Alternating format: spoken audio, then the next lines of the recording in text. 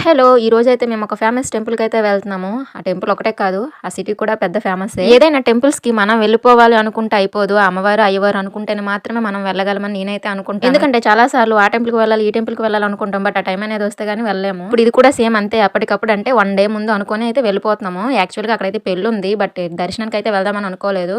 ఎలాగో వెళ్తున్నాం కదా! దర్శించుకుందామని చెప్పి అప్పటికప్పుడు ప్లాన్ చేసుకొని వెళ్తున్నాము. కానీ మా అమ్మ వాళ్ళు మాత్రం 3 వీక్స్ ముందే రిజర్వేషన్ అయితే చేసుకున్నారు. వెళ్దామని, టెంపుల్‌కి వెళ్దామని. అది కూడా నెక్స్ట్ డే శ్రావణ శుక్రవారం వ్రతం చేసుకునే రోజు చాలా మంచిదని అంటే లక్కీగా వెళ్ళడం కూడా చాలా హ్యాపీ అనిపించింది అనుకోకుండా మంచి రోజున. ఇంకా మా వాళ్ళైతే విజయనగరంలో స్టార్ట్ అయిపోయారు. మేము వైజాగ్‌లో ఎక్కాము. ఈ చిన్న పిల్లలతో అల్లరి మామూలుగా లేదు. మంచి టైం పాస్ అయింది ఈ జర్నీ అయితే. ఇంకైతే మా అక్క వాళ్ళే బిర్యానీ తీసుకొని వచ్చారు. ట్రైన్‌లో నైట్ టైం కదా! బయట ఫుడ్ ఎందుకు అని చెప్పేసి. బిర్యానీ అయితే చాలా బాగుంది. ఫుల్‌గా కుమ్మేసి తర్వాత అయితే నేనైతే ట్రైన్‌లో ఫస్ట్ టైం కోన్ ట్రై చేద్దాం అనుకున్నాను ఎలా ఉంటదని. అయితే కొంచెం కష్టమే ట్రైన్‌లో కోన్ పెట్టుకోవటం. బట్ ఎలాగోలా అయితే పెట్టేసుకున్నాను. మేము ఏ ఫేమస్ టెంపుల్‌కి వెళ్ళామనేది నెక్స్ట్ షాట్‌లో చెప్తాను వచ్చేయండి.